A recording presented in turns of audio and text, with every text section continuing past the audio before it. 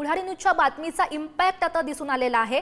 मुंबईतील छत्रपती शिवाजी महाराज पार्क मधील पुतळ्याची पालिकेकडून देखभाल केली जाते। पुतळ्याच्या दुरावस्थेची पुढारी न्यूजने बातमी दाखवलेली होती आणि पुतळ्याच्या चबुतऱ्यावर 1.5 ते 2 फूट पिंपळाची झाडं सुद्धा उगवलेली होती। स्थानिकांनी वारंवार तक्रार करूनही पालिकेने या संदर्भात दुर्लक्ष केलेलं होतं आणि तीच बातमी पुढारी न्यूजने दाखवली आणि त्यानंतर या ठिकाणी स्वच्छता करण्यात आली आहे। दादरच्या छत्रपती शिवाजी महाराज पार्कमधील छत्रपती शिवाजी महाराजांचं स्मारक आणि त्या स्मारकाची असलेली दुरावस्था पुढारी न्यूजने दाखवली। या स्मारकावरती पिंपळाची 1.5-2 फुटाची झाडं उगवली होती, मात्र प्रशासन ढिम्म हालत नव्हतं। अखेर या स्थानिकांनी पुढारी न्यूजशी संपर्क साधला आणि पुढारी न्यूजवरती बातमी दाखवल्यानंतर त्याचा थेट इम्पॅक्ट जो आहे तो दिसून आलेला आहे। महाराजांच्या पुतळ्याचा जो चबुतरा आहे त्याच्यावरती झाडं उगवलेली आणि या झाडांमुळे पुतळ्याच्या मजबूतीला धोका निर्माण होऊ शकला असता।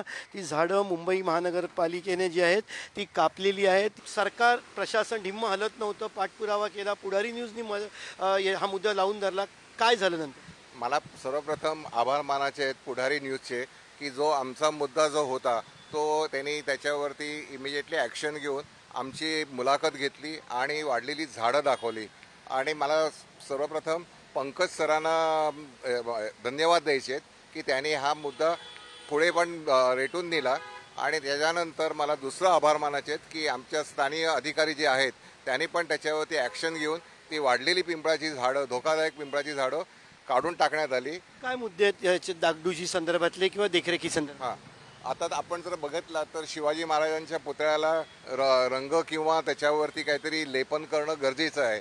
तर निष्णात कमिटी नेमून त्याच्यावरती कायमस्वरूपी तोडगा निघाला पाहिजे असं मला वाटतं। इथे गेट ओपन आहे दोन्ही बाजूनी, तर लोक त्याच्यावरती सर्रास चढतात, चपला बूट घालून चढतात। हा शिवाजी महाराजांचा अपमान सहन होत नाही, तर त्वरित त्याच्यावरती देखील कारवाई व्हावी ही एक इच्छा आहे की कुलूप लावून त्या कुलपाची चावी जवळच्या उद्यान गणेश मंदिरामध्ये द्यावी। या सगळ्या लढ्यात तुम्हाला पुढारी न्यूजची मदत झाली का?